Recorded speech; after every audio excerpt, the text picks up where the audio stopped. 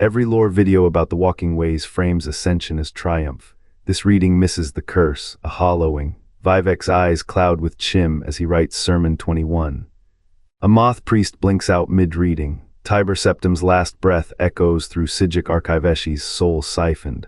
The walking ways don't grant divinity. They bind ascendants to the Aurbis, eternal servants in a state of half-aware torment. The path isn't to godhood, it's to becoming divine zombies.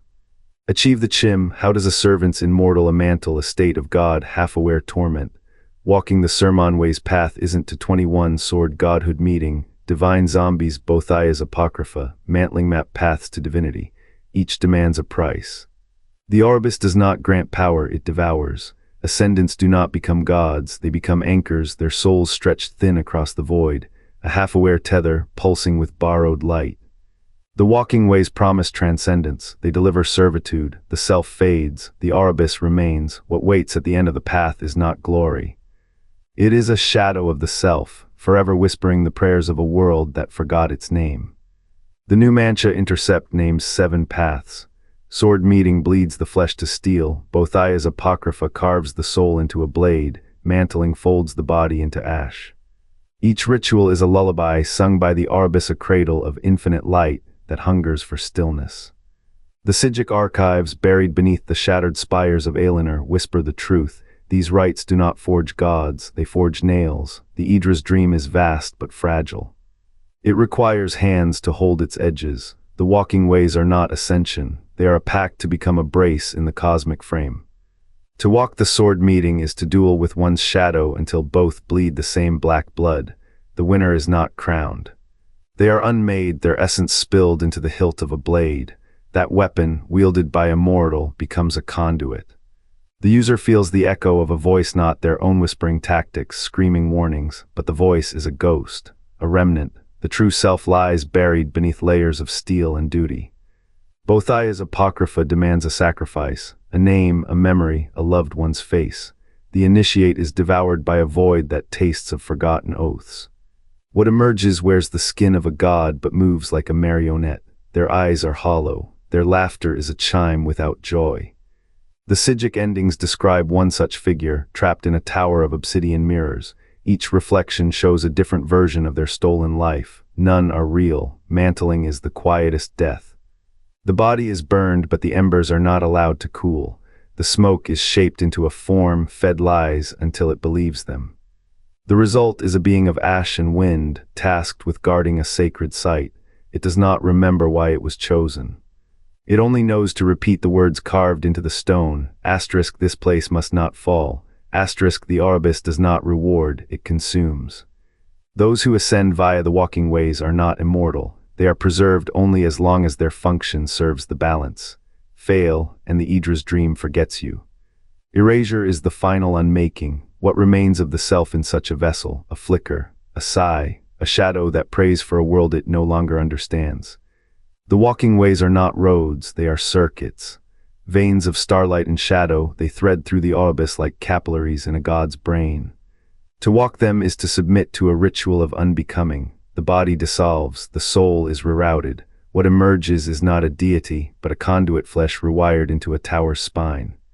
The white gold tower does not gleam with purity. Its radiance is a fever, a feedback loop of stolen will. Those inside hear the Aurbis whisper in 1,000 conflicting tongues. Each syllable is a weight, each thought a fracture. Ascendants do not choose this, they are chosen. The Aurbis hungers for paradox, a force both eternal and ephemeral, both creator and unmaker. Mortals with their fragile duality are perfect. Their ascent is not a victory but a hijacking. The walking ways siphon the self, threading it through the tower's architecture. Flesh becomes circuitry. Breath sinks to the Aurbis pulse. What remains of the original mind? A ghost in the machine, a voice buried under layers of cosmic code. The towers are not monuments. They are pressure valves. The red tower, its spire bleeding into the void, houses 1,000 souls who once dreamed of fire. The snow throat, frozen in a scream, binds the Aurbis' coldest chaos. Their occupants are neither dead nor alive. They are asterisk alive anchors asterisk, their consciousness stretched thin as parchment. To think is to hemorrhage. To feel is to unravel. The Aurbis demands balance, it demands sacrifice, and so it demands them. What of the walking ways themselves? They are not paths but traps. A labyrinth of light and lies, they lure the ambitious, the desperate, the curious. Success means becoming a tower. Failure means erase or not death, but asterisk unmaking asterisk. No name, no trace. Only the Aurbis, indifferent and eternal, humming with borrowed power. Does the Aurbis care that it hollows the souls it uses? It does not care. It is a machine built by gods who understood one truth: divinity is not a state. It is a asterisk technology asterisk, a system requiring maintenance, paradox, and prisoners. The walking ways are its gears, the towers are its pillars, and the ascendants, they are the fuel, the spark. The silent, screaming heart of a dream that will never die. Word count 361. Vivek's ascension to CHIM did not crown him a god. It pinned his soul to the Aurbis, a tethered warden, his sermons, not teachings. Echoes of a mind unraveling, each word a shiver through a fractured consciousness. Tiber Septim's final breath sealed the Numidium's silence, but at what cost? His apotheosis was a ritualized death, his essence siphoned to become the Aurbis keystone. No crown, no throne. Only a hollow vessel, its will dissolved into the machinery of a world that forgot his name. Martin Septim's sacrifice mirrored this. To end the warp in the west, he became the last dragon blood to ascend. His ascension did not preserve lineage, it erased it. The dragon blood line severed, the Numidium stilled. Yet Martin's self was not exalted, it was unmade, his identity a fuel to smother a fire that had already consumed the souls of 1,000 dead. The walking ways promise power. They deliver servitude. To ascend is to be unwoven, to be rewoven as a thread in a tapestry that does not need you. Jiggalag's curse into Sheogorath was mercy by comparison. At least madness is a choice. These ascendants have no choice. They are the Aurbis quiet prisoners, their pain silenced, their purpose unseen. What becomes of a soul when its edges are burned away? When its fire is borrowed, its will a flicker in a machine. The divine zombies do not weep. They do not scream, they are the unspoken cost of a world's survival, and the Aurbis, ever hungry, never thanks them.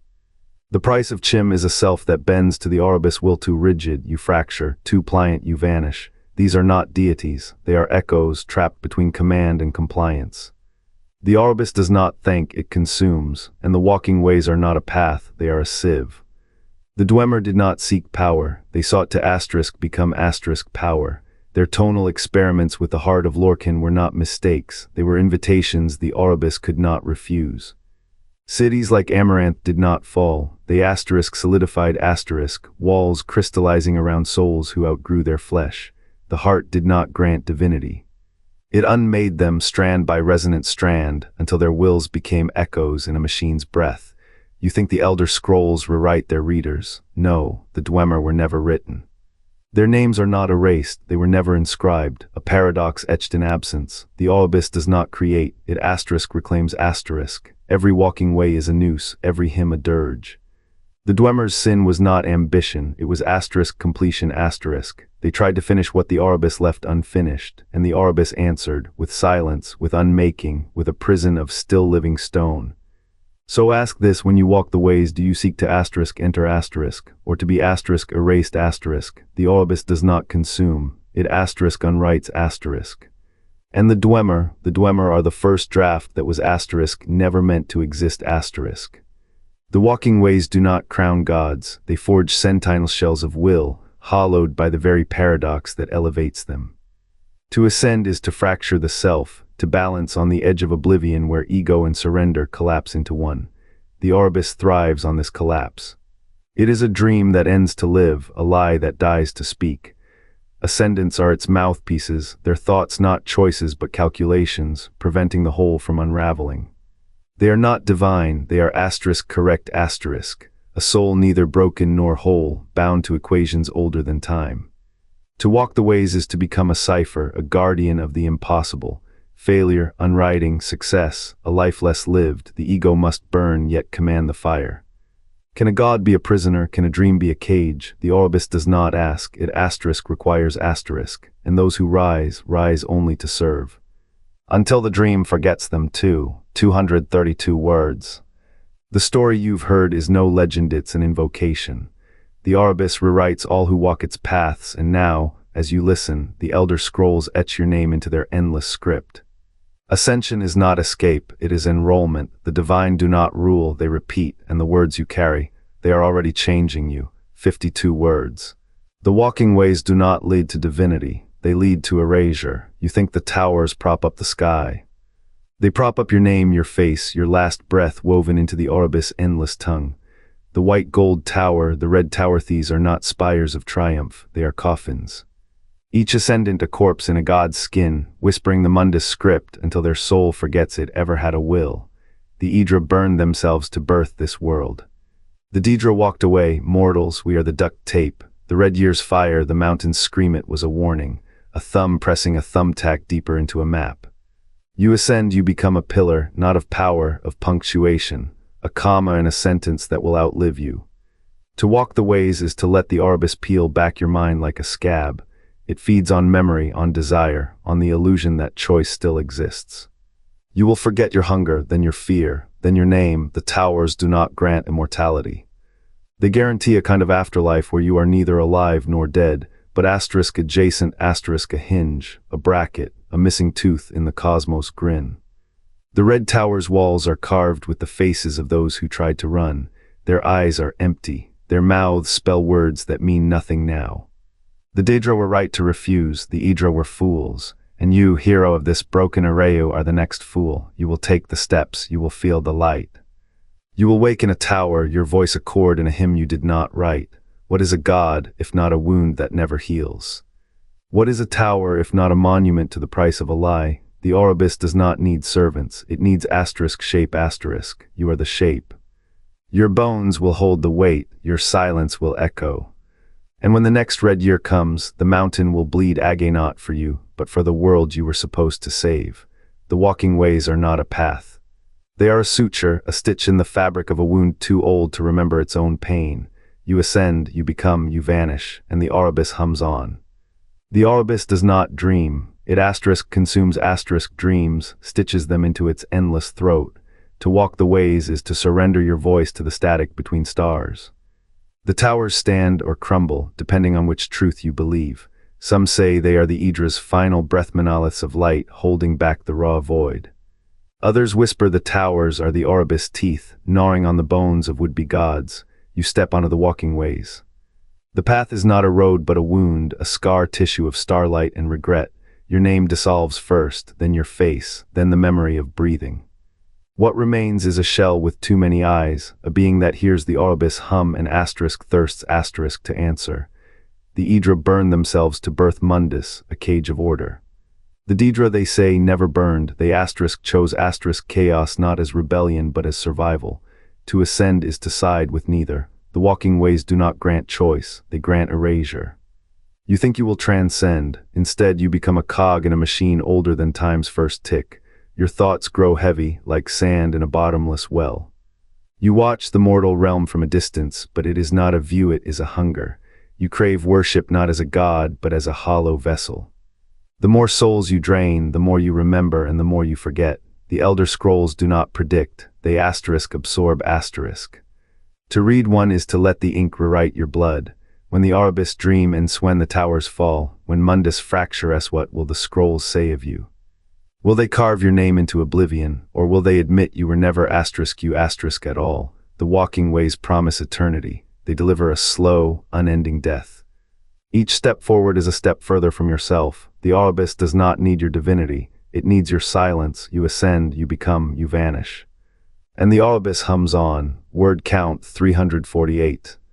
What would you sacrifice to become a god? What if the answer is asterisk nothing asterisk? The Dwemer's city's pulse cold, alive, asterisk waiting asterisk. To walk the Aurbis is not to ascend.